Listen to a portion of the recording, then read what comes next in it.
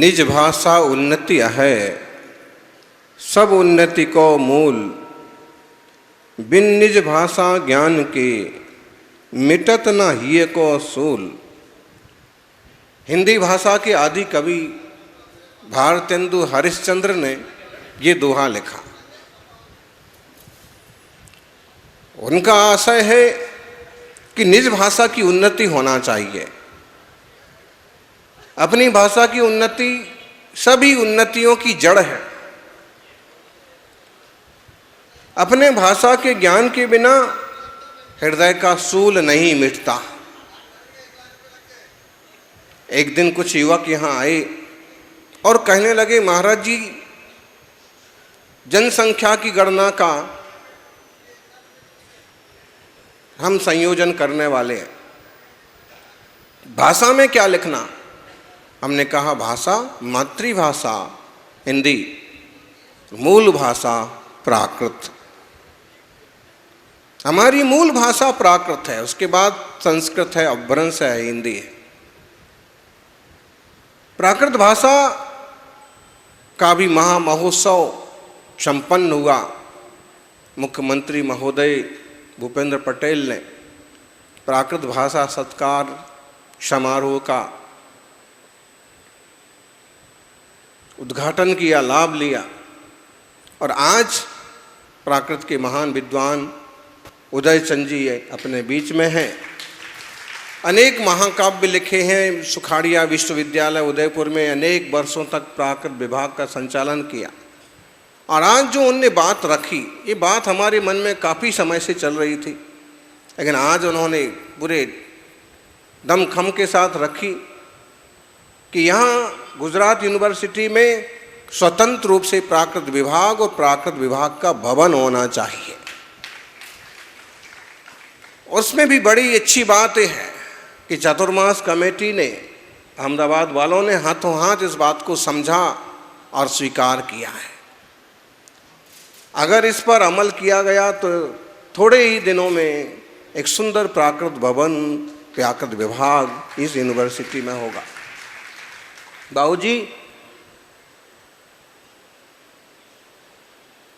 जरूरी है स्वर्णिम यूनिवर्सिटी में प्राकृत के विद्वानों के लिए पीएचडी की सुविधा और वहाँ भी विभाग की तैयारी, और साथ में इस पुरानी गुजरात की यूनिवर्सिटी में, गुजरात यूनिवर्सिटी में ये विभाग कभी चला, कभी बंद हुआ, कभी संस्कृत के साथ मिल गया।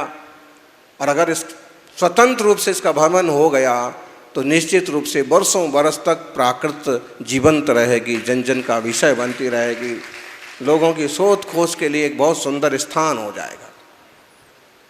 आज हम जिस ग्रंथ का स्वाध्याय कर रहे हैं चतुर्मास की इस श्रृंखला में, वह आचार्य कुंद कुंद स्वामी का मोक्ष पावड़ है।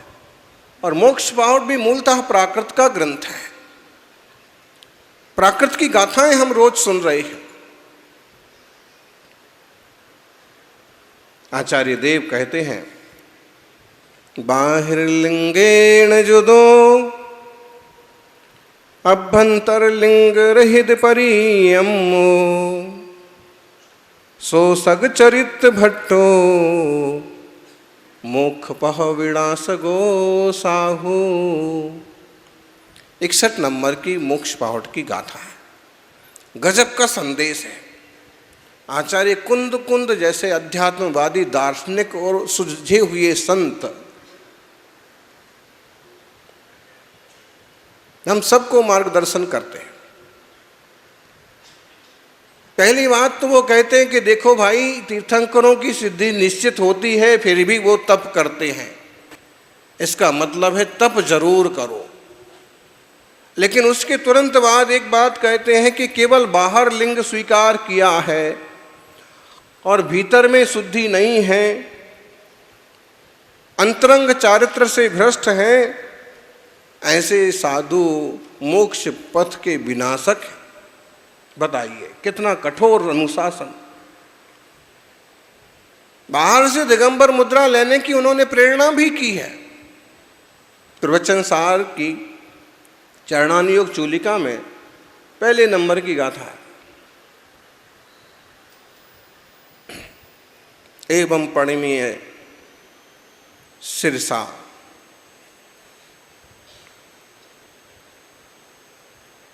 जिन बर बसे पुणो पुणो समणे, पड़ी बज जदु सामन्नम इच्छति जदि दुख परिमुखम। यदि दुख से मुक्ति चाहते हो फिर दीत बीतराग निर्गंथ दिगंबर मुद्रा स्वीकार करो, संयम स्वीकार करो। लेकिन साथ में यहाँ ये भी कह रहे हैं कि केवल बाह्य मुद्रा से काम नहीं चलेगा, बाह्य मुद्रा तो चाहिए। ये मुद्रा है राष्ट्र मुद्रा है, इस पर शेर बना हुआ है, चारों दिशाओं में 4 शेर है। महावीर स्वामी का चिन्ह शेर है। सारनाथ सिंहपुर जो श्रेयांसनाथ भगवान की जन्म गर्भ जन्म तप कल्याणक भूमि है, वहाँ इसका स्तंभ खड़ा हुआ है, जो आज पूरे देश में राष्ट्र मुद्रा के रूप में मान्य है। इसका मतलब है मुद्रा तो होना ही चाहिए। अगर ये मुद्रा नहीं है तो नोट की कोई कीमत नहीं है। मुद्रा तो यही होना चाहिए। इसका मतलब है द्रव्य से निर्ग्रंथ मुनि मुद्रा ही मोक्ष मार्ग में कार्यकारी है। लेकिन उस मुद्रा के साथ साथ उस पर साइन भी होना चाहिए। किसके साइन होना चाहिए?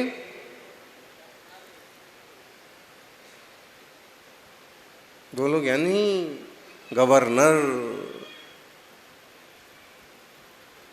राज्यपाल के।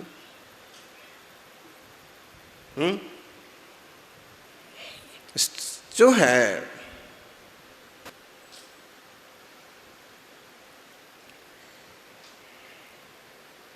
रिजर्व बैंक के मुख्य अधिकारी के साइन नहीं होते हैं तो वो मुद्रा मान्य नहीं होती है।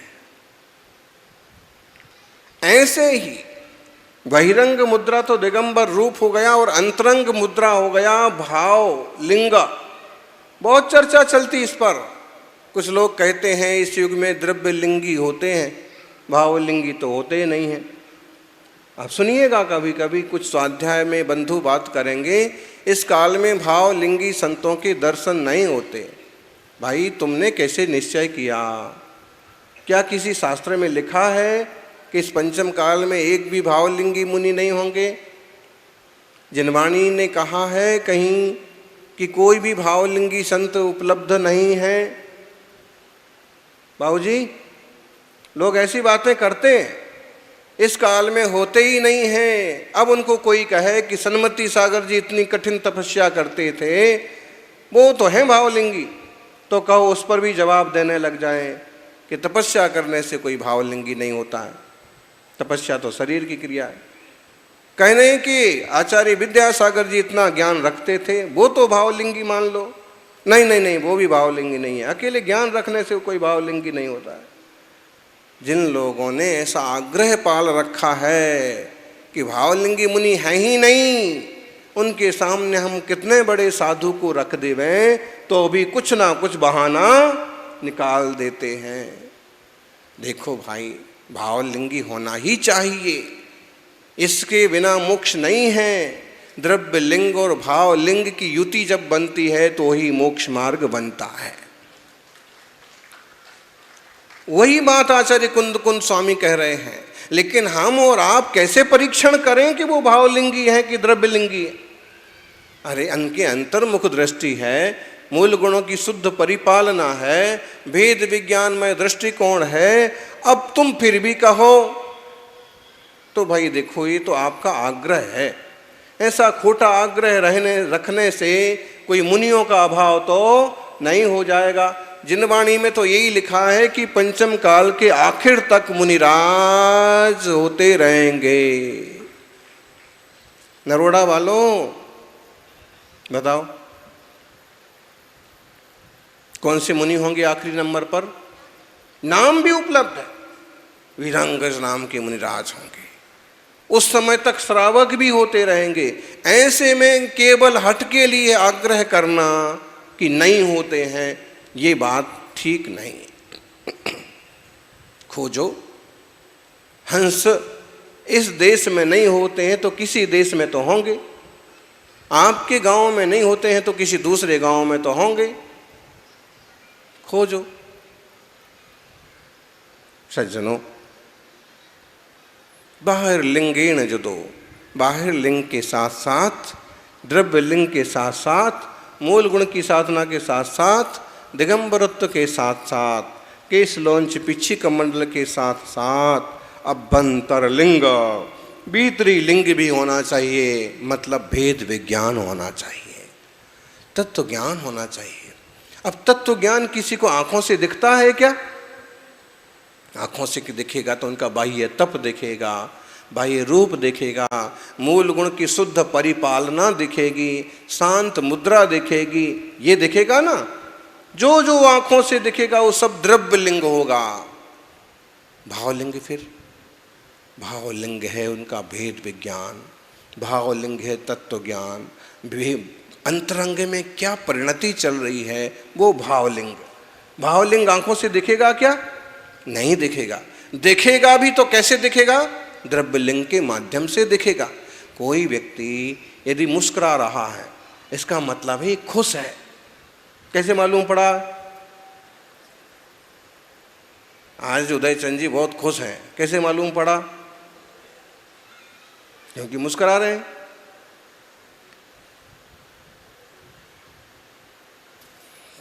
कटारिया जी आज खुश हैं, कैसे मालूम पड़ा? अरे कैसे मालूम पड़ा ये बताओ ना पंडित जी, ताली बजाते हो। चेहरा से मालूम पड़ा कि मतलब चेहरा खिला हुआ है और मुस्कान दिख रही है, अंतरंग में आनंद है, इसलिए चेहरे से मालूम पड़ा, द्रव्य से मालूम पड़ा कि भी भाव ठीक है भीतर। ठीक है। अब नाम लेंगे तो गड़बड़ हो जाएगा। अब जैसे हमने कहा कि अमुक जो है आज बहुत गुस्से में है। कैसे? चुल्लक जी आज बहुत गुस्से में है, कैसे मालूम पड़ा? चेहरे से मालूम पड़ा। एंग्री मैन दिख रहे एकदम चेहरे से। मतलब क्या हुआ? भाव जो है वो द्रव्य पर झलकते हैं। क्या? वक्त्री भाव का द्रव्य पर प्रभाव पड़ता है। अंतरंग में जो परिणाम होते हैं वो बाहर झलकने लगते हैं। वक्त्री वक्तृत्व मानसम, मतलब है कि वक्ता के भीतर क्या है उसके वचनों से निकल पड़ता है, उसके चेहरे से मालूम पड़ जाता है।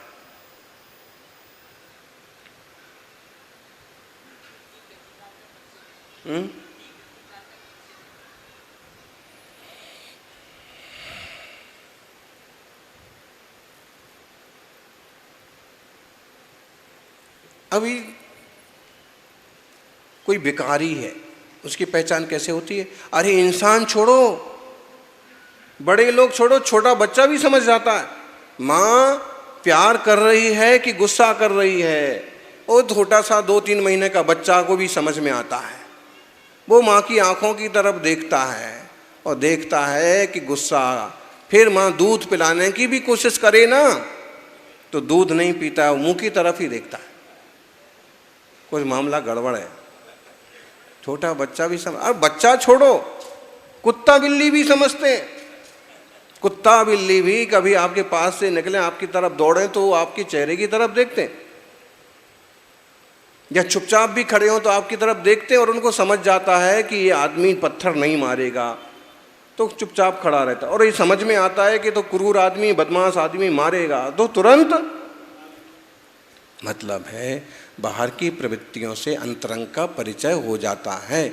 जब ये मुनिराज 28 मूल गुणों का पालन कर रहे हैं, जब केसलोंच जैसी महान तपस्या कर रहे हैं, जब 5 महाव्रत पाल रहे हैं, जब राग द्वेष मोह से भिन्न स्वरूप का अनुभवन कर रहे हैं, तब आप फिर क्यों कहते हो कि भावलिंगी नहीं होते हैं?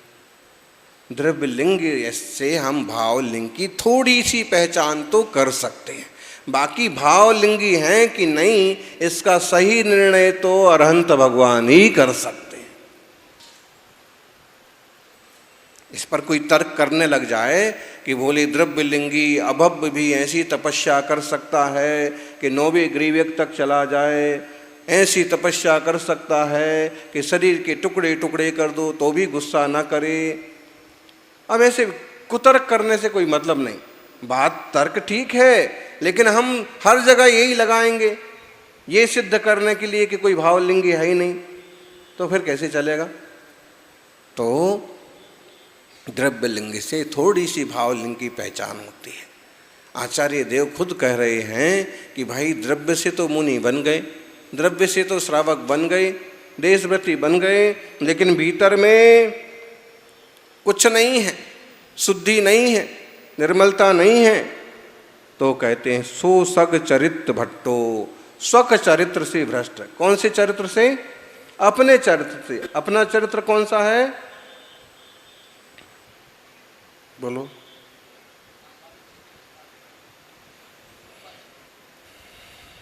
स्वरूपाचरण, अपना चरित्र, स्वक चरित्र। बाहर से जो मूल गुण आदि दिख रहे हैं वह तो द्रव्य चारित्र है, लेकिन अंतरंग की जो परिणति हो रही है वह स्वक चरित्र, भाव चरित्र। बाहर लिंगेण जो सग चरित्र भट्टो, उसको स्वचरित्र से भ्रष्ट का। गजब की बात है। बोले बाहर से तो अच्छे से तुम पाल रहे हो, लेकिन भीतर में अगर निर्णय बराबर नहीं है, स्वरुचि नहीं है। स्वरुचि, आजकल भोज होता है ना, स्वरुचि भोज, गिद्ध भोज, ऐसे टेबलों पर भर भर के रख देते हैं और भुक्कड़ लोग आते हैं उठा उठा के। पहले ये पद्धति नहीं थी, रोसने की पद्धति, लेकिन हम स्वरुचि शब्द पर आ रही हैं। स्वरुचि का मतलब जिसकी आपकी रुचि है। अब बाहर में खाने पीने वाले लोगों को देखो तो इसको अपन कहते स्वरुचि भोज, लेकिन अगर हम अध्यात्म की भाषा में कहें तो स्वरूप की रुचि रूप अंतरंग परिणति का असली नाम है स्वरुचि भोज। अपना ही अनुभव करना, बाहर का द्रव्य का क्या तुम भोग करोगे। स्वद्रव्य का भोग, स्वरुचि, स्व आत्मा, आत्मा की रुचि। तच्च रुई सम्मतम, आप प्राकृतनो शब्द छे। तच्च रुई, तच्च रुचि सम्यक्त है। अत रुचि सम्मतम, आत्म रुचि सम्यक्त है। स्वरुचि, स्वरुई सम्मतम, स्वरुचि सम्यक्त है। स्व की रुचि होना और स्व का भोग, स्व का भोज, अपने आप का अनुभव करना, ये स्वरुचि भोज।